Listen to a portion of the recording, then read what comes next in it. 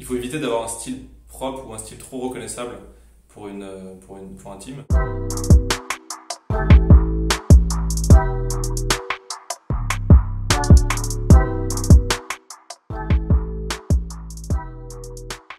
Le fait d'avoir un style en publicité, en tout cas, ça enferme.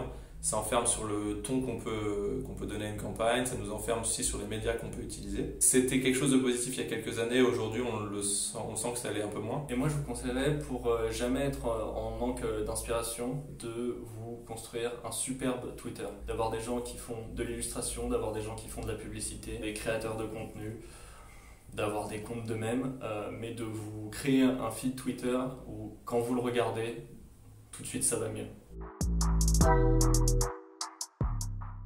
Une fois qu'on a écouté ce que les commerciaux, le planning strat avaient à nous dire, qu'on a compris le brief, ce que nous on fait en tout cas, c'est de prendre une journée et demie où on a récupéré chacun le brief et on travaille chacun dans notre coin. Pas qu'on se fasse la gueule ou quoi que ce soit.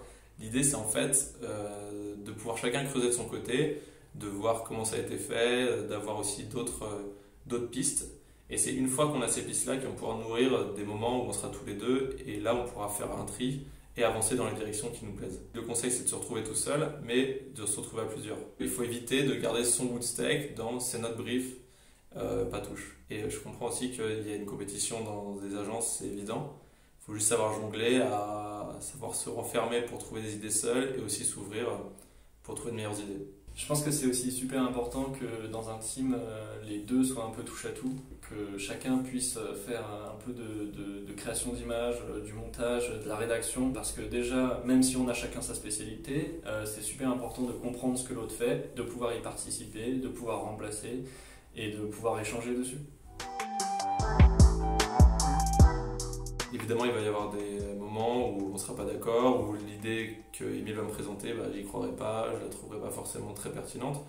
Et pareil dans l'autre sens, il ne faut pas prendre les choses trop à cœur. Évidemment, après, au bout d'un moment, des automatismes se font. Si je sens qu'une idée est bonne mais qu'il ne l'aime pas, je vais peut-être essayer de la négocier, d'essayer de voir comment on pourrait la tourner dans un sens qui convient tous les deux. Mais s'il me dit non, j'y crois pas, on arrête, on passe à autre chose. C'est super important pour moi, et pour Basile aussi d'ailleurs, d'avoir un environnement de travail sain, d'être, on va dire, le plus bienveillant possible au jour le jour. Et je pense sincèrement que plus on est sympa avec les gens qui nous entourent, plus ils ont envie de travailler avec nous, on a envie de travailler avec eux, et meilleure les créations.